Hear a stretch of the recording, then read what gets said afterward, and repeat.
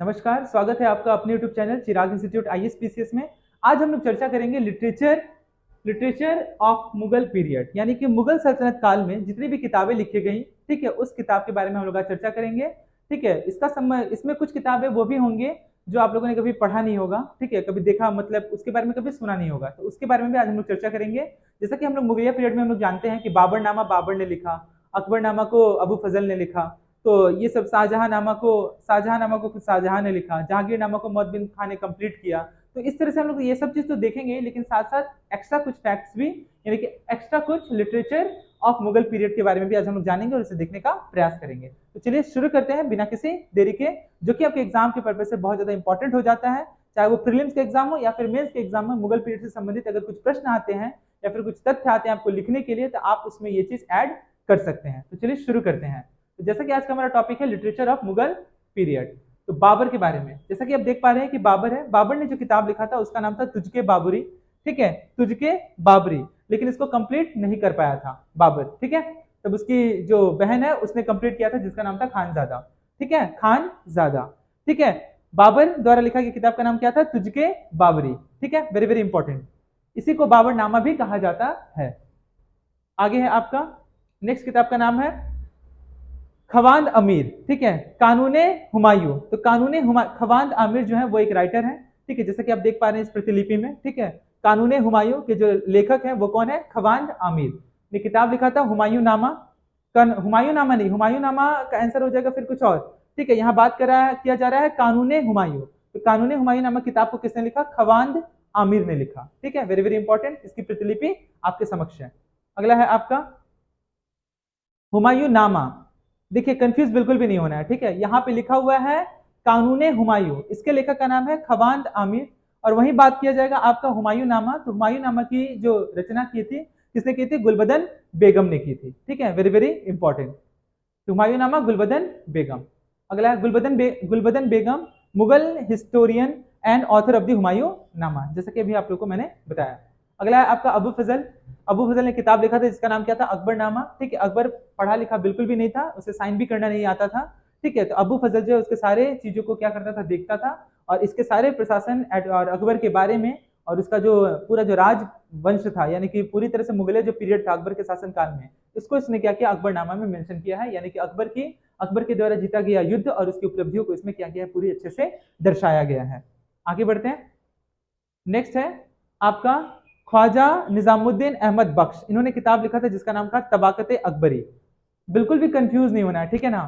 ये थोड़ा थोड़ा के लिए क्या हो जाएगा, क्योंकि अभी एग्जाम का में जो जैसा कि अभी कंपटीशन का जैसा दौर है, और जिस तरह से एग्जाम में क्वेश्चन पूछे जा रहे हैं, आपको डीपली स्टडी करना ही होगा। अगर आप गहन अध्ययन नहीं करते हैं तो फिर काफी ज्यादा मुश्किल का सामना करना पड़ सकता है। तो अबू फजल ने जो किताब लिखा था उसका नाम था अकबरनामा। और वहीं अगर बात करें हम तबाकत अकबरी, तो तबाकत अकबरी की जो रचना की थी किसने की थी? ख्वाजा निजामुद्दीन अहमद बख्श, नॉट ख्वाजा निजामुद्दीन औलिया, वो दूसरे हैं। ये कौन है? ख्वाजा निजामुद्दीन अहमद बख्श, जिन्होंने किताब लिखा था तबाकत अकबरी। अगला जहांगीर। ठीक है, इनके द्वारा लिखा गया किताब का नाम था तुझके जहांगीरी, लेकिन इन्होंने ये कंप्लीट नहीं कर पाए थे, तो फिर इनको कंप्लीट किया था मोतबिंद खान ने। ये भी आपको ध्यान में रखना है। जहांगीर, तुझके जहांगीरी को ही जहांगीर नामा भी कहा जाता है, जिसको लिखा किसने था? स्वयं जहांगीर ने लिखा था। अगला है आपका इकबाल नामा ए जहांगीरी। ठीक है, इकबाल नामा ए जहांगीरी, इस किताब को किसने लिखा था? तो लिखा था इसको मोहम्मद खान ने। थोड़ा थोड़ा के लिए अंतर हो जाएगा। ठीक है, वहां पे जहांगीर नामा है और यहाँ पे है इकबाल नामा ए जहांगीरी। इसके रचयिता कौन थे? मोहम्मद खान। अगला है आपका नेक्स्ट है आपका आलमगीर नामा। ठीक है, मुगल सल्तनत पीरियड में आलमगीर की उपाधि से नवाजा गया आपको औरंगजेब को। औरंगजेब को आलमगीर भी कहा जाता था और उसे जिंदा पीर भी कहा जाता था। ठीक है, ये दो टाइटल था औरंगजेब जिसने उसने धारण किया था, एक आलमगीर और आपका क्या था? जिंदा पीर। और वहीं अगर हम बात करें आलमगीर, तो बाबर की तलवार का नाम था आलमगीर, ये भी आप ध्यान में रखेंगे। तो मुंशी मिर्जा मोहम्मद काजिम ने एक किताब लिखा था जिसका नाम था आलमगीर नामा। ठीक है, आगे बढ़ते हैं। नेक्स्ट है आपका सकी मुस्तैद खान। इसने किताब लिखा था मसीरे आलमगीरी। ठीक है, मवासिरे आलमगीरी, इसके रचयिता कौन थे? सकी मुस्तैद खान, जैसा कि आप इस तस्वीर में देख पा रहे हैं। अगला है अबू फजल। इन्होंने किताब लिखा था जिसका नाम था आईने अकबरी। ठीक है, आईने अकबरी हो या फिर अकबरनामा हो, दोनों का आंसर सेम होगा। ठीक है, अबू फजल ने लिखा था। ठीक है, आगे बढ़ते हैं। बदायूनी वेरी वेरी इंपॉर्टेंट, सबसे ज्यादा एग्जाम में पूछा जाने वाला क्वेश्चन ये है, ठीक है। बदायूनी एक बार सीजीएल के एग्जाम में भी ये पूछा था और यूपी पीसीएस के एग्जाम में भी ये पूछा था कि बदायूनी ने एक किताब जो लिखा था उसका नाम क्या था, मुंतखाब उल तवारीख। जो किताब है किसके द्वारा लिखा गया है, तो यह बदायूनी के द्वारा लिखा गया है, वेरी वेरी इंपॉर्टेंट। अगला है ईश्वर दास ने किताब लिखा था जिसका नाम था फुतवहत आलमगीरी। फुतवहत आलमगीरी के लेखक कौन है, ईश्वर दास, जैसा कि आप इस फोटो में देख पा रहे हैं, ठीक है। ये फुतवहत आलमगीरी है, शायद ये जो कि औरंगजेब के ऊपर में बेस्ड है ये किताब, ठीक है। और ईश्वर दास ने इसने लिखा था। अगला है अब्दुल हामिद लाहौरी। बहुत बार एग्जाम में ये भी पूछा है पातशाह नामा के रचयिता कौन है, तो पातशाह नामा के रचयिता जो है वह अब्दुल हामिद लाहौरी है। ये भी एग्जाम में बहुत बार रिपीट हुआ है, इसलिए आप इसे जरूर अच्छे से देखें क्योंकि ये बहुत ज्यादा इंपॉर्टेंट है।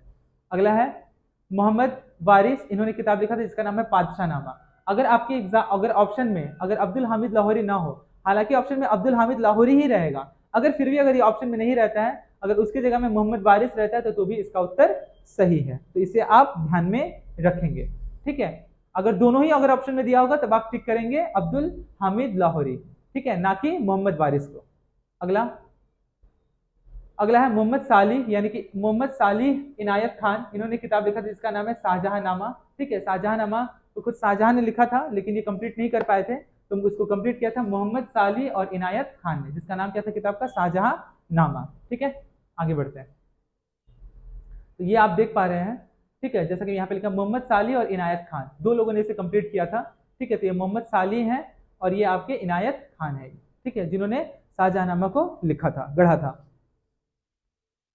अगला है आपका अकील खान जफर, इन्होंने किताब लिखा था नमाह ए आलमगिरी, ठीक है। इस किताब के लेखक कौन है, अकील खान जफर, ये भी आप ध्यान में रखेंगे। बहादुर शाह जफर बिल्कुल भी नहीं है, ठीक है। बहादुर शाह जफर का नाम बहादुर शाह जफर इसलिए पड़ता है क्योंकि वो उसे कविताएं लिखने का बहुत ज्यादा शौक था, तो वो जो किताब जो है अपने मतलब कि अपने नाम से नहीं लिख करके गुलरुखी के नाम से लिखता था, ठीक है, जिस वजह से वो अपने मतलब कि अपना जो टाइटल है, ठीक है, वो जफर व यूज करता था बहादुर शाह जफर के नाम से।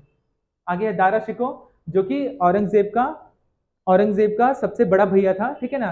औरंगजेब टोटल 4 भाई थे, दारा, सुजा, मुराद, औरंगजेब सबसे छोटा था, ठीक है। इसने क्या किया था, दारा शिको की हत्या करवा दी थी, मतलब खुद ही मार दिया था उसको, ताकि गद्दी जो है शाहजहां जो है गद्दी जो है वो दारा को ना दे दे, इस वजह से इसने इसकी हत्या कर दी थी अपने बड़े भाई की। और ऐसे करते करते उसने अपने तीनों भाई को क्या किया, मौत के घाट उतार दिया, ठीक है।